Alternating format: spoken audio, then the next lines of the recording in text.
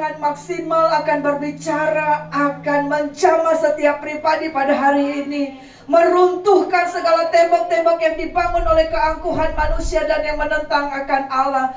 Segala hal perkara kami mau Roh Kudus akan menjamah, mengubahkan kami.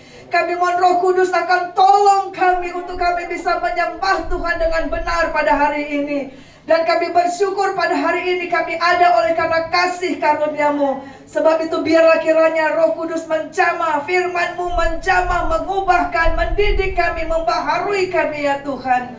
Biarlah kiranya kasih-Mu turun ke atas kami semua. Baik pelayanan anak sekolah minggu pada hari ini dan pelayanan ibadah raya perjamuan kudus pada siang hari ini. Darah Yesus tutup bungkus kami, dan kami siap untuk menyambut firman-Mu. Di dalam nama Yesus kami sudah berdoa dan bersyukur. Haleluya. Amin. Haleluya. Shalom. Kita akan baca firman Tuhan pada hari ini di dalam kitab Efesus pasal yang kedua. Di dalam Efesus 2 ayat 13 sampai dengan ayat yang ke-16.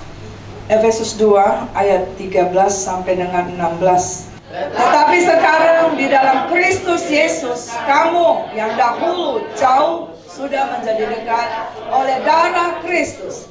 Karena Dialah damai sejahtera kita yang telah mempersatukan kedua pihak dan yang telah merubuhkan tembok pemisah, yaitu perseteruan. Sebab dengan matinya sebagai manusia, Ia telah membatalkan hukum Taurat dengan segala perintah dan ketentuannya, untuk menciptakan keduanya menjadi satu manusia baru di dalam dirinya, dan dengan itu mengadakan damai sejahtera. Dan untuk memperdamaikan keduanya di dalam satu tubuh dengan Allah oleh salib, dengan melenyapkan perseteruan pada salib itu. Puji Tuhan. Silakan duduk saudaraku yang terkasih. Saudara, tema kita pada bulan ini adalah unity. Nah, puji Tuhan, saudaraku yang terkasih di dalam nama Yesus. Ketika Allah menciptakan manusia, saudara, di Taman Eden itu, saudara, adalah konsep awal, saudara, dari awal adalah Tuhan menginginkan supaya Allah dengan manusia ciptaan Dia itu, di mana kita diciptakan sesuai dengan gambar dan rupa Allah, untuk kita selalu bersama-sama dengan Tuhan. Amin, saudara. Selalu bersama dengan Tuhan. Dan selama kita selalu dalam persekutuan dengan Tuhan, seperti Adam dan Hawa di situ, kita melihat Tuhan mencukupkan, Tuhan memberikan sukacita, Tuhan memberikan damai sejahtera, ya saudara, kepada Adam dan Hawa. Tetapi ketika mereka jatuh dalam dosa, maka persatuan itu dengan Allah itu terputus, saudara. Adam dan Hawa diusir dari Taman Eden, saudara. Tetapi saudara, Tuhan itu nggak tahan. Tuhan itu nggak suka kita di dalam perceraian. Tuhan tidak suka kita di dalam ketidaksehatian. Tuhan tidak suka kita di dalam ada tembok-tembok yang memisahkan kita. Itu makanya Dia datang, saudara. Dia datang ke dunia ini, saudara, untuk memulihkan hubungan yang rusak. Katakan amin. Amin. Ya, untuk memulihkan hubungan yang rusak, pertama antara manusia dengan Allah. Kemudian yang kedua adalah hubungan yang rusak antara sesama manusia, saudara. Ya. Kenapa, saudara? Kita baca tadi pujian tadi permulaan Mazmur 133 itu. Oh, betapa indahnya bila saudara seiman duduk dalam kesehatian, dalam kesatuan. Dan dikatakan di situ Tuhan perintahkan berkat. Saudara, jadi ngerti di sini kenapa Tuhan tidak suka? Karena di dalam ketidakkesehatian, di dalam ketidakkesatuan Tuhan, itu berkat gak akan turun. Saudara, seringkali kita berantem misalnya untuk sesuatu yang belum datang. Misalnya kita mau beli kursi. Yang satu, aku pengen warna hitam, aku pengen warna ungu, aku pengen warna pink. Udah berkelahi dulu, barangnya belum datang. Satu kali ada seorang pria berhalangan diangkat untuk dipromosikan jabatan, karena ternyata dilihat istrinya suka berkelahi sama suaminya. Ini kesaksian saudara. Yang saya bilang ini kesaksian pelayanan. Ya saudara. Nah saudara, kadangkala juga kita tidak sadar berkat kita mungkin saja karena kita tidak bersehati. Berkat itu hilang saudara. Ya kan? Nah saudara, kehadiran Yesus di kayu salib kita katakan adalah, di firman Tuhan tadi dikatakan, ia menyatukan kedua belah pihak yang berseteru. Jadi saudara, kuasa salib Kristus itu bukan hanya menebus kita, bukan hanya menghapus segala dosa kita, bukan hanya menanggung kutuk dosa, kutuk keturunan, bukan hanya memindahkan kita dari alam maut kepada surga yang kekal. Tetapi saudara, supaya kita selama kita ada di dunia ini, kita boleh bersehati. Dan dunia akan melihat kesaksian hidup saudara akan membawa orang-orang di dalam Kristus. Ketika dia lihat hidupmu bersehati di rumah tangga. Amin. Ketika kita bersehati di dalam pelayanan pekerjaan Tuhan, saudara, ya. Nah saudaraku yang terkasih dalam nama Yesus, ketika tidak ada kesehatian, kesatuan, itu akan membuat apa saudara? Perpecahan, itu akan membuat berkat tidak turun, itu akan membuat hilang damai sejahtera, itu akan membuat apa saudaraku? Apalagi? Tidak ada kebahagiaan. Ya. Seperti yang sudah saya sampaikan, BPS punya survei 3 tahun sekali. Jadi survei Desember 2021 di launching, berarti 21-29, dari 2019 sampai 21.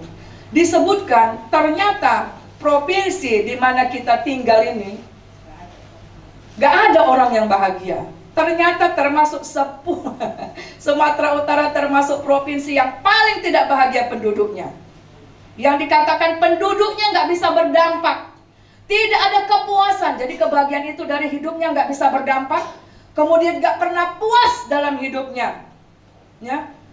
Dan saya nggak tahu, kiranya itu jangan terjadi di sini. Amin, saudara. Jangan-jangan ketidakbahagiaan kita karena di rumah kita tidak bersehati, di pelayanan nggak bersehati, di bersaudara tidak bersehati. Ada orang yang sampai berkata, sampai mati aku tidak memaafkan dia.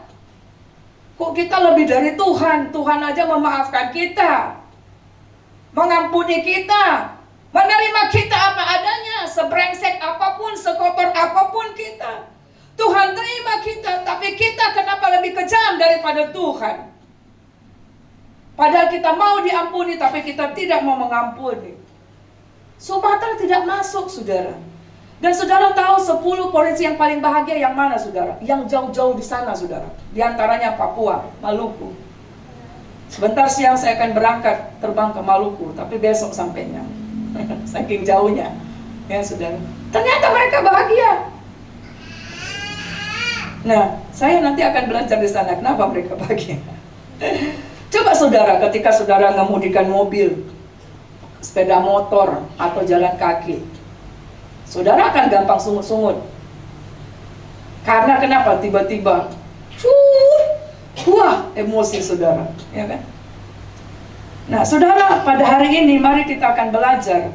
Kita memerlukan Yesus yang akan mempersatukan kesehatian kita. Nah, oleh sebab itu data selanjutnya menyebutkan, saudara, yaitu penyebab perceraian nomor 1 adalah perselisihan dan pertengkaran terus-menerus. Artinya tidak sehati sepikir. Itu yang nomor 1, saudara. Bukan masalah ekonomi, bukan masalah dia tinggal di kota atau di desa. Ternyata bukan. Bukan masalah kontrakan, bukan, saudara. Bukan juga masalah KDRT. Bukan ternyata, saudara. Tapi karena bertengkar terus-menerus, berarti kan gak sehati sepikir. Padahal pernikahan itu adalah 2 menjadi 1. Separuh dipangkas, baru 2 bisa jadi 1. Keluarga berbicara, saya itu harus dipangkas separuh, suami harus dipangkas separuh, anak-anak harus dipangkas juga separuh, baru nyatu. Amin, saudara. Nah, saudara yang terkasih dalam nama Yesus, dalam kitab Filipi 4 ayat 2-3 juga begitu. Perpecahan di gereja adalah karena para pelayan yang tidak sehati sepikir, saudara. Bukan karena yang lain, saudara. Dan itu bukan hanya harus gereja yang kecil, gereja besar juga banyak, saudara. Ya. Kehancuran negara juga seperti itu, saudara. Bukan karena masalah ketidakadilan, tapi karena tidak sehati. Pikiran yang tidak sehati itu ada pikiran negatif di sana, betul ya? Orang yang tidak sehati itu pasti ada pikiran negatif. Taulah aku tuh, dia buat begitu, ada yang maksudnya tuh, kan gitu ya. Kemudian ada keegoisan di sana, saudara. Gak mau dengar, gak mau dinasihati, kan gitu ya. Ada tembok pemisah di sana, saudara. Dan makanya Indonesia sudah menyebutkan yang akan rawan perpecahan adalah ketika masalah SARA diangkat, saudara. Artinya orang tidak mau bergerak masalah SARA itu, saudara. Walaupun misalnya dikatakan itu adalah benar. Ya. Nah, di dalam kitab Efesus yang kita baca di sini, saudara, Efesus 2 ayat 13 kita belajar. Yang pertama adalah hanya darah Kristus, korban Yesus di kayu salib, yang bisa mendekatkan hati yang jauh. Amin. Hati yang jauh, saudara. Hanya dengan darah Yesus, hanya dengan korban Yesus. Sebab itu, saudara, untuk ada sesuatu hal yang tidak bersatu hatinya, tidak ada yang lain. Bertobat, minta pengampunan Tuhan, minta darah Yesus menguduskan. Kita panggil orang mau sehebat apapun, kalau tidak ada hadir Yesus di situ, tidak akan bisa, saudara. Amin, saudara. Karena hanya dikatakan, dialah di kayu salib itu yang bisa menyatukan yang jauh. Kita yang ketika jatuh dalam dosa jadi jauh dari Tuhan. Tapi karena salib itu, maka pada waktu Yesus disalib, saudara, tirai bait Allah itu terbelah dari atas sampai dengan bawah. Sehingga tembok pemisah antara manusia dengan Allah itu, kita bisa dekat dengan Tuhan.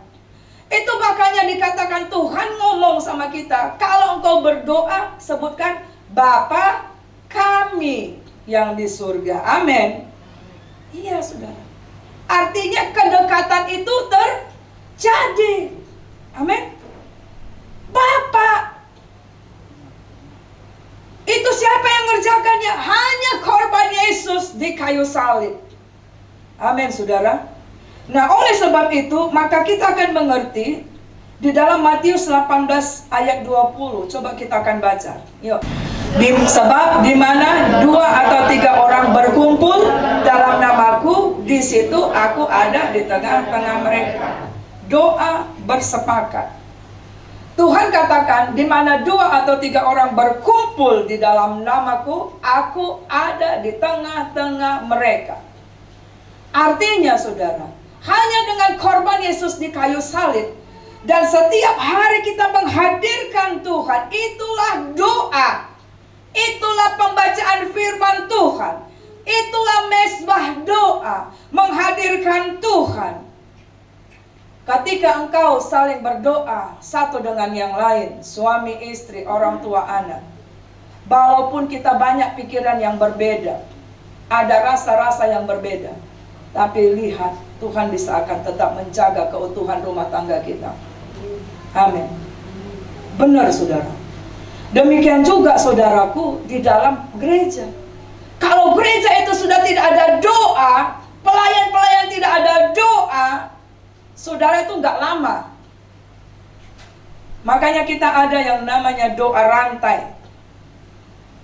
Saya nggak tahu apakah saudara sudah lakukan komitmen saudara 1 bulan penuh kemarin, sesuai dengan nama saudara di hari-hari yang sudah ditentukan.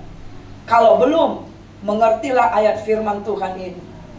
Ketika kita berdoa, mendoakan satu dengan yang lain, itu akan seperti rantai yang mengikat kita, sehingga serangan iblis tidak akan jadi. Amin. Kenapa? Karena dalam kesehatian, kita baca tadi Mazmur 133 apa? Itu ada pagar tembok yang berapi. Tuhan menjagakannya. Dan Tuhan bilang apa? Aku perintahkan berkat, saudara. Amin, saudara. Nah, kita lihat yang selanjutnya. Keluarga yang sehati adalah keluarga yang menghadirkan Tuhan setiap hari. Katakan amin. Amin. Siapa yang mau berkat Tuhan atas keluarganya? Halo? Kayaknya enggak deh. Enggak semua. Enggak mau berkat Tuhan. Enggak apa-apa, Tuhan bilang. Siapa yang mau diberkati oleh Tuhan? Siapa yang mau keluarganya sehati? Amin. Katakan, hadirkan Tuhan. Punya mesbah doa. Amin. Jadi kalau sering berkelahi-berkelahi, itu pasti gak kemana. Gak ada doa situ. Gak ada firman di situ. Ya.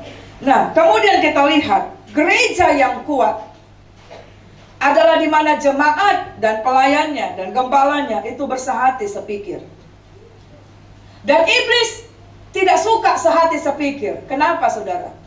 Karena keluarga yang tidak sehati sepikir, suami istri tidak sehati sepikir, jemaat dan pelayan tidak sehati sepikir, pasti tidak akan bisa mencapai goal, target, tujuan, sasaran. Betul nggak? Betul nggak? Tidak akan bisa tercapai, saudara. Iblis tidak mau kita diberkati, karena memang seperti Yohanes 10:10 dikatakan apa?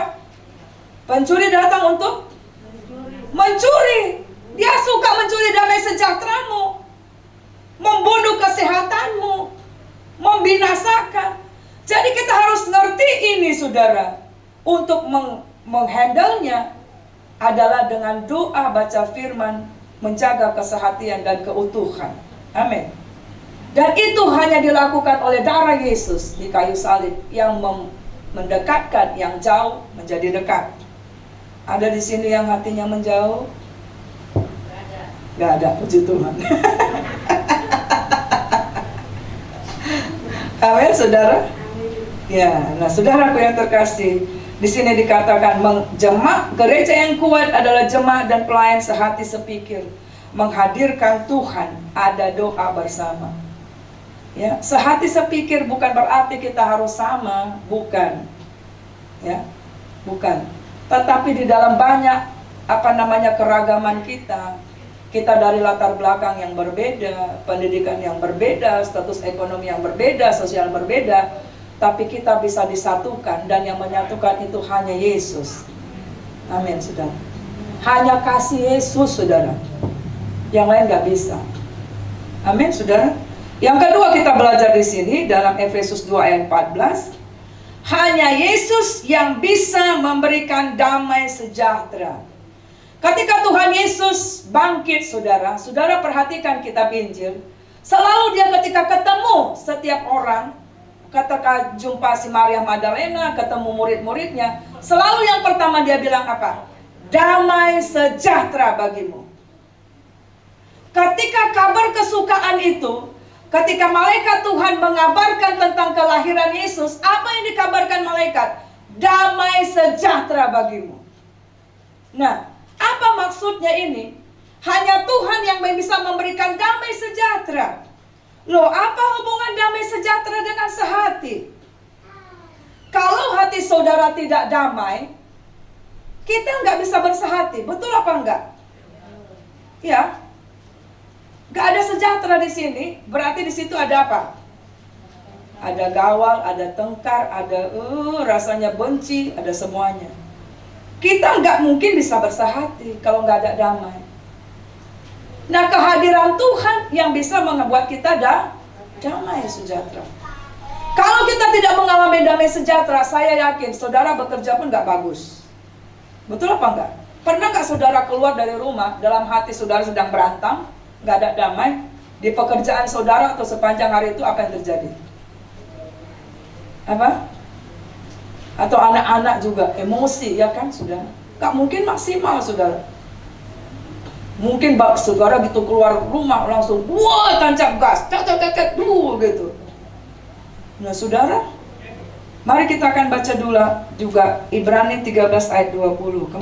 Maka Allah damai sejahtera yang oleh darah perjanjian yang kekal telah membawa kembali dari antara orang mati Gembala agung segala domba, yaitu Yesus Tuhan kita.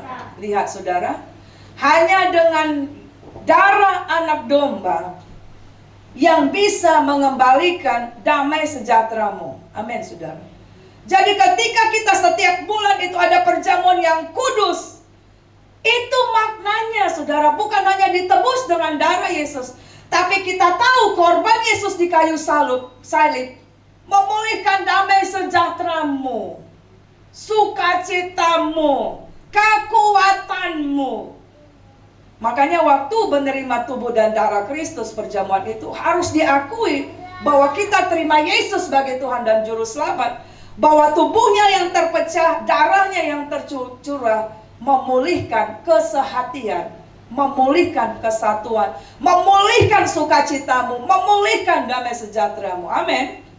Nah, saudara yang terkasih, kenapa saudara damai sejahtera itu bisa mempersatukan kita? Kolose 3 ayat 15 berkata gini, hendaklah damai sejahtera Kristus memerintah dalam hatimu, karena untuk itulah engkau dipanggil menjadi satu tubuh.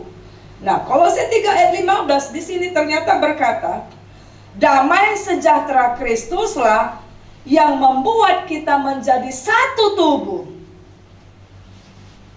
Jadi kiranya nanti kalau BPS akan survei di tahun 2022, biarlah kiranya mulai saudara-saudara ini yang dipulihkan sukacitanya. Amin. Supaya kita pindah dari provinsi yang paling tidak bahagia menjadi yang bahagia, karena ada anak-anak Tuhan dipulihkan. Amin. Amin. Yes, saudara. Jadi saya pikir, waduh, Sumatera Utara itu kantong Kristen, kok bisa yang gak berbahagia? Padahal ada Yesus dia miliknya. Halo? Ada Yesus kok masih sungut-sungut? Ada Yesus kok masih bertengkar untuk sesuatu yang gak penting?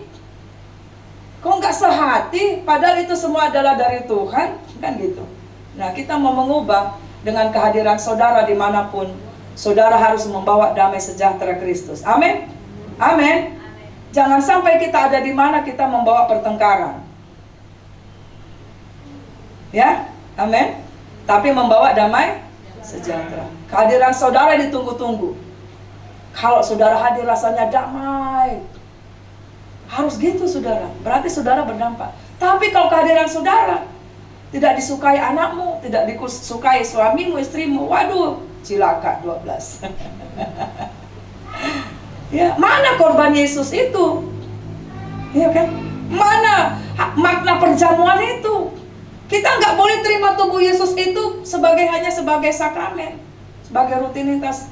Tuhan bilang dalam 1 Korintus, kita bisa jadi sakit, saudara. Kan itu dikatakan. Nah, yang ketiga adalah hanya dengan kayu salib, kasih Yesus di kayu salib, firman Tuhan disebutkan yang merobohkan tembok pemisah. Ya, tembok pemisah, saudara.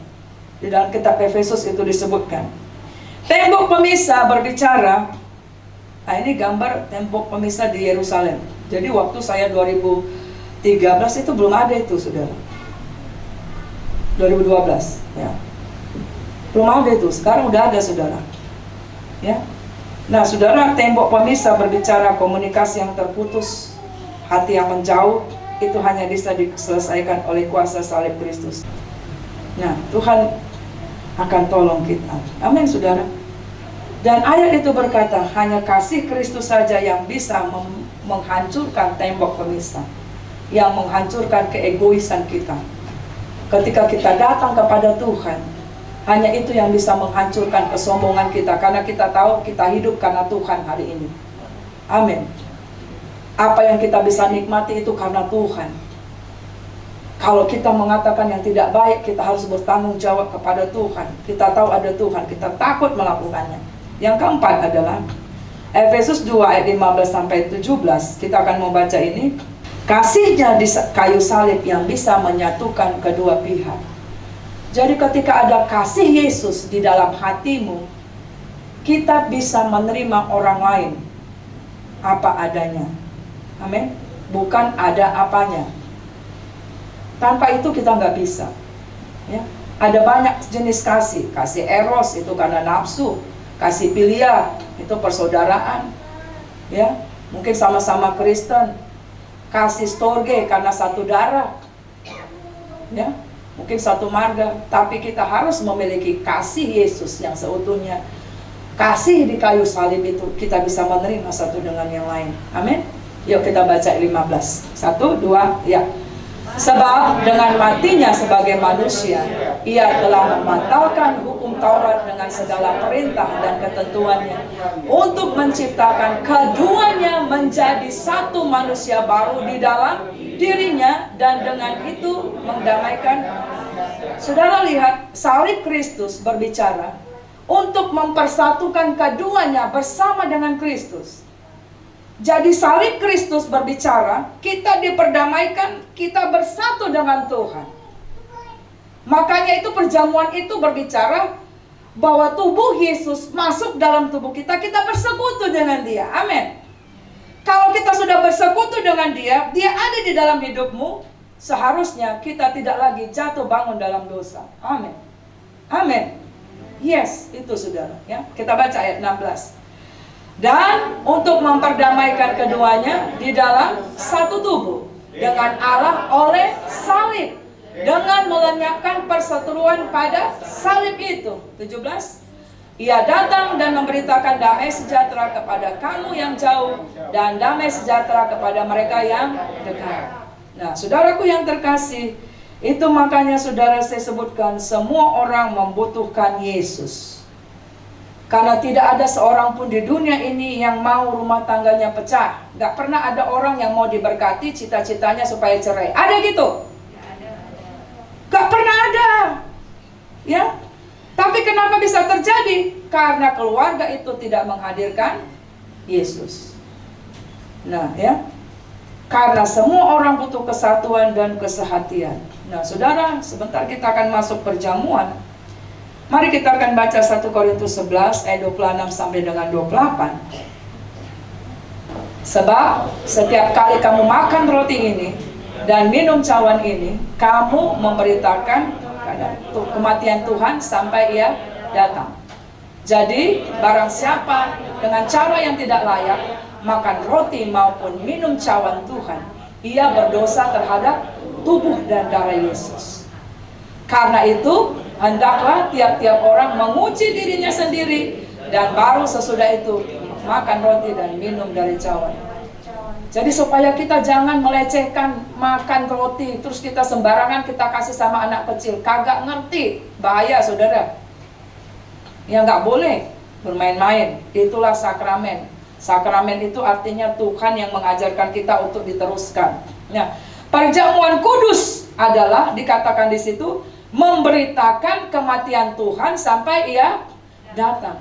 Jadi setiap kali kita mengingat kematian Kristus dalam perjamuan yang kudus, itu sudah mengingatkan kita bahwa ada Yesus dalam hidupku, bahwa Yesus telah menebus aku, bahwa Yesus yang menyatukan aku, bahwa Yesus yang memulihkan sukacitaku, kesehatanku, bersatu dengan Tuhan. Itu saudara. Sehingga saudara, ketika tubuh dan darah Yesus masuk dalam hidup kita, bersatu dengan kita, itu berarti hidup kita dipanggil untuk memberitakan tentang kematian dan kebangkitan Kristus. Itu maksud perjamuan kudus itu, saudara. Amin, saudara. Dan itu bermaksud seperti minggu yang lalu kita bicara, saya sampaikan khotbah, yaitu apa? Kita harus berkata seperti Paulus berkata apa? Aku telah menyalibkan diriku bersama dengan Kristus. Itu maksudnya. Pikiran, perasaan kita bukan kita lagi, karena sudah Yesus yang di dalam kita yang telah menebus kita. Itulah hidup baru. Amin, saudara. Ya. Oleh tubuhnya yang terpecah, supaya kan pada waktu perjamuan kita pecahkan. Kan Tuhan bilang tubuh yang terpecah. Tubuh Yesus terpecah, disobek-sobek saudara, dihancurkan saudara, dicambuk saudara, kulitnya terkoyak, dagingnya terkoyak saudara, ya. Terpecah-pecah supaya apa? supaya setiap orang yang menerima dan percaya kepadanya disatukan di dalam tubuhnya. Itu makna roti yang terpecah.